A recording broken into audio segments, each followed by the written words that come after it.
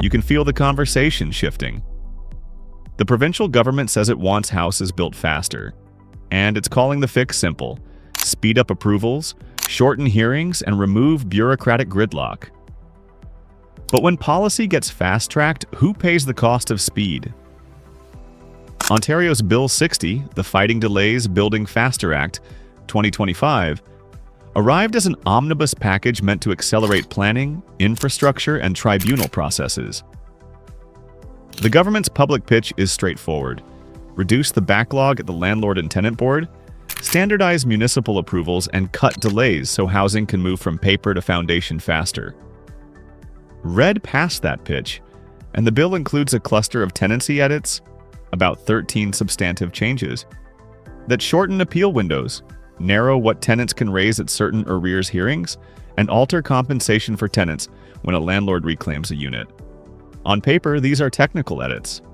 In practice, tenant advocates say they can erode what lawyers call security of tenure, the legal stability that keeps families in their homes, unless clear, provable grounds for repossession exist.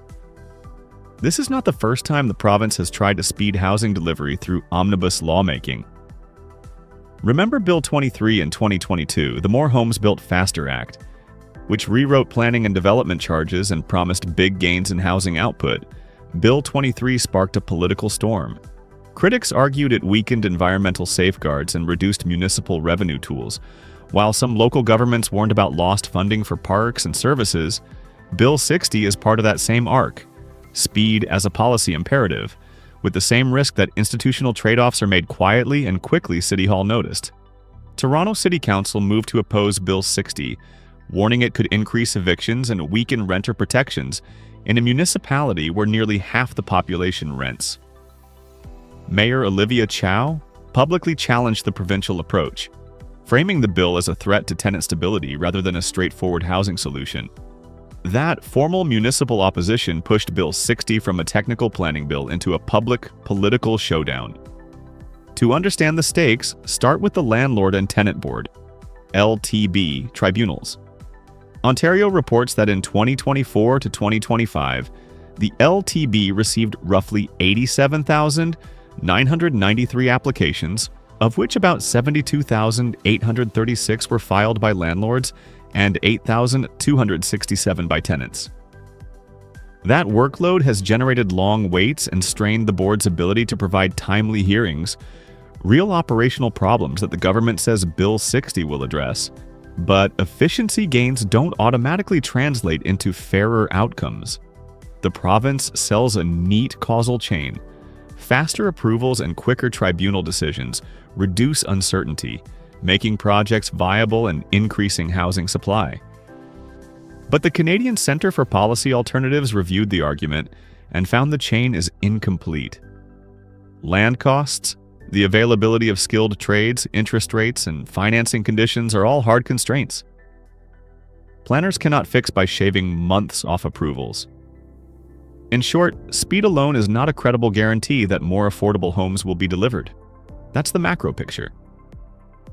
The micro picture, the lived reality for renters, is Urgent Advocacy Centre for Tenants Ontario, ACTO, published a clear top 5 concerns list: erosion of security of tenure, weaker access to justice at the LTB, reduced relocation compensation, the normalization of no-fault eviction pathways, and higher rent-eviction risk.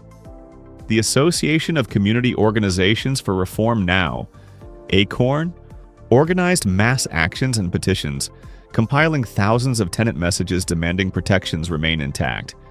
These groups forced the government to pause consultation on one proposed fixed-term lease change, quite a sign of organized pressure. But the rest of the package remains on the table. Public sentiment online mirrors the policy alarm. On Reddit's Canada housing community, users poured in with outraged first-hand accounts.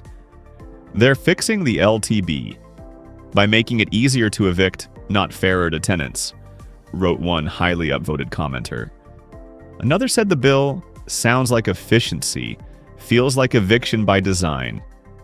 Social media doesn't replace formal evidence, but these threads are a direct pulse on how people experience policy in their buildings and neighborhoods. Let's do a hard math and systems check. Tribunals. Ontario's 87,993 applications in 2024 to 2025 show the board's throughput problem is real. Eviction filings are not merely administrative noise. They have economic effects. Eviction Lab's tracking shows eviction filings rose in many places in 2024, and global and national analyses suggest eviction filing volumes remain a meaningful indicator of housing insecurity. Shorter tribunal timelines, say a 30 to 50% reduction in time to first hearing, would speed case resolution. That can reduce landlords' carrying costs, but it also compresses tenants' capacity to respond. Fewer weeks to gather documents, arrange counsel, or find an alternative. The result can be faster displacement. Now, test the supply side. Canada Mortgage and Housing Corporation's 2025 reports show a mixed regional picture. National starts are volatile month to month. A 6-month trend shows fluctuations. And some smaller centers saw gains while major urban regions like Toronto faced uneven starts. Developers don't decide to build because approvals are faster alone. They model land prices, expected rents, interest rates, and construction costs. If those fundamentals don't pencil, no amount of procedural speed will change that. There's a direct economic mechanism often overlooked: eviction churn and rent resets. When units turn over faster, because evictions proceed more quickly or because landlords reclaim units with less compensation, many of those units are repriced to the current market rent. That turnover dynamic can accelerate rent inflation in tight markets. In short, faster evictions can feed faster rent increases, not the affordability the government promises. Eviction research and tribunal studies trace this feedback loop. To give the debate texture, here are the voices.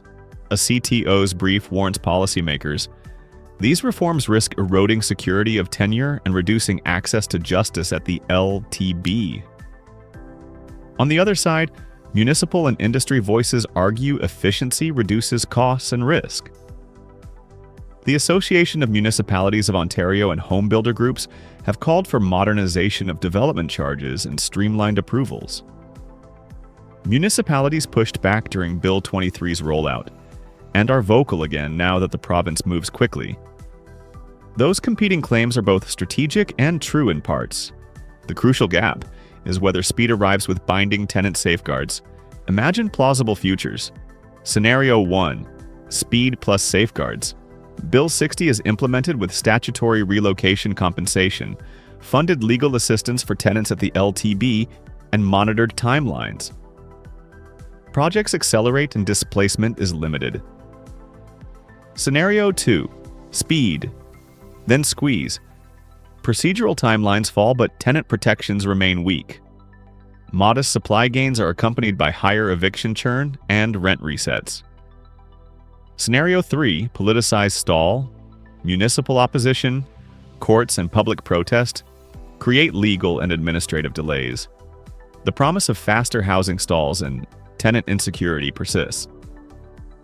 Given Toronto City Council's motion opposing Bill 60 and the vocal activism, Scenario 3 is a realistic possibility. So, what should tenants and viewers do? First, treat this moment as fragile. If your lease is up, consider negotiating stability, a longer renewal where feasible.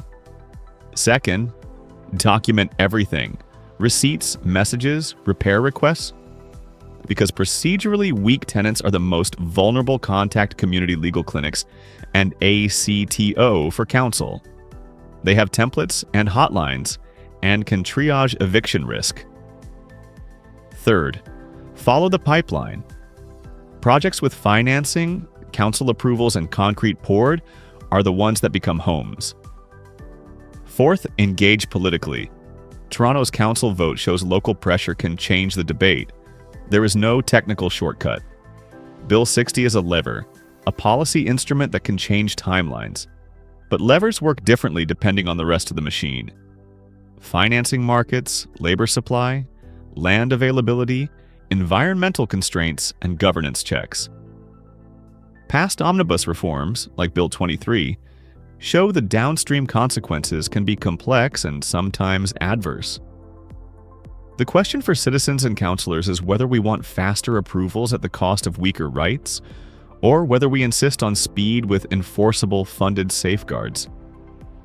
Bill 60 will be remembered in one of two ways: as a pragmatic tool that actually built homes and protected renters, or as legislation that sped up eviction and made life harder for people without power. The difference will be decided in the next months, in council chambers, courtrooms, and at public rallies. Where will you stand?